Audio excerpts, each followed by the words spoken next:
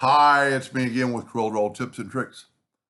A really different type graphic, kind of unusual. It's got a six-sided polygon and some triangles that aren't in the center of it.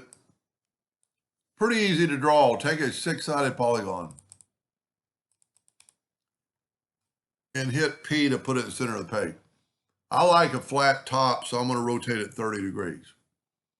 I am going to take my parallel dimension tool and I'm going to measure from that node to that node, and I'm at 10.2. So now I'm going to take a three-sided polygon, holding down the control button, and make the width 10.2. That will put it right exactly there.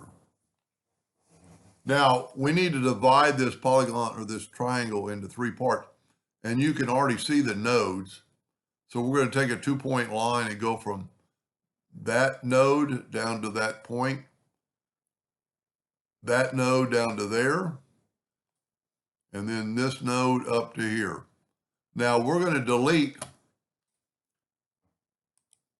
those three lines. So now we have a equal segmented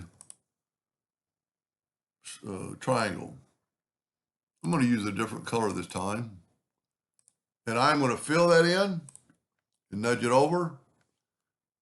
And then, ironically, I'm going to delete this. I don't need it anymore.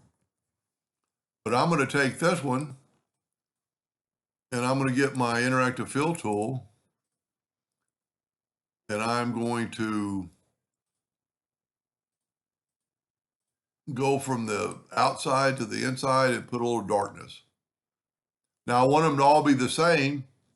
So I'm going to Control D, double click on it and put the rotation of that node and rotate it 120 degrees and then Control D.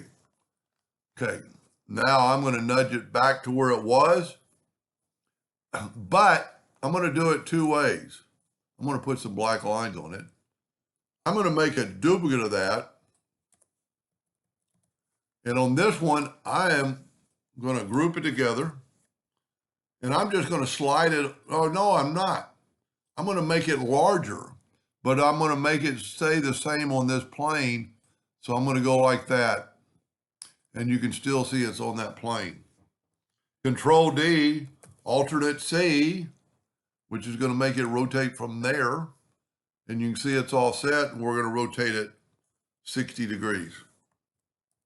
I don't think it's as good as the blue one. But look at that. Now, you know, if we wanted to play around with that, if you remember, I nudged this. Evidently, I didn't group it. Control G, and then put it back to the center. And this time I'm going to enlarge it again by holding this arrow and just enlarge it up. Now it's quite a bit bigger. Is it going to be different? Control D, alternate C, 60 degrees. Control D. So now our polygon is smaller. And it's still on this line. Now you could have them separated by going out too far or whatever you want. I still think the blue one looks the best. This would be a really cool one to clone.